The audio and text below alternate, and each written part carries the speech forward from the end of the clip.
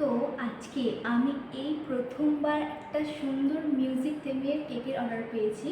আর আমার এটা ভীষণ পছন্দ হয়েছে, এখনও কাজ বাকি আছে।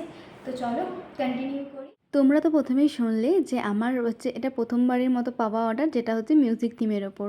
আমি এই যে টপারগুলো কেকে ইউজ করব, এটা আমি 1 বছর আগে কিনেছিলাম, যেটা আমি আজ কেকের মধ্যে ইউজ করার সুযোগ পেয়েছি। হ্যাঁ, কারণ এই কেকটা যেই দিদি অর্ডার করেছিল বলেছিল মিউজিক থিমের ওপর বানিয়ে দিতে। কিন্তু একটা ব্যাপারে খুব অবাক হয়ে গিয়েছিলাম আমি। এই কেকটা নেওয়া হয়েছে আমারই এক রেগুলার কাস্টমারের জন্য, এবং দিদি আমার কাছ থেকে চকলেটও শিখেছে। দিদির সঙ্গে আমার খুবই ভালো বন্ডিং, খুবই ভালো বন্ডিং। দিদির সঙ্গে আমার রোজ দিন কথা হয়। দিদি মানে খুবই একটু মিষ্টি মেয়ে, আমার ভীষণ ভালো লাগে দিদিকে।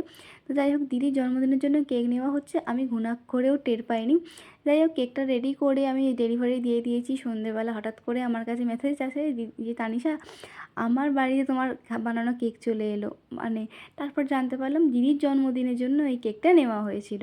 আমি শুনে ভীষণ আনন্দ পেয়েছিলাম। তো যাই হোক, এই কেকটা দিদির ভীষণ পছন্দ হয়েছিল শুনে আমারও খুব ভালো লেগেছে যে বার্থডে গার্লের এই কেকটা পছন্দ হয়েছে। যাক, হ্যাঁ, তোমাদের সঙ্গে আরও একটা অ্যানাউন্সমেন্ট করার আছে। তোমরা অনেকেই জানো যে আমাদের অগাস্টের 3 তারিখ রাখি স্পেশাল ক্লাসটা হচ্ছিল না। ওই ডেটটা চেঞ্জ করে ক্লাসের স্টুডেন্টদের সাথে কথা বলেই চেঞ্জ করে করা হয়েছে 9ই আগস্ট। তোমরা যারা যারা চাইছো চকলেট মেকিং ওয়ার্কশপে জয়েন হবে 9ই আগস্ট, স্ক্রিনে দেওয়া নাম্বারে বুকিং করতে পারো সিট। টাটা।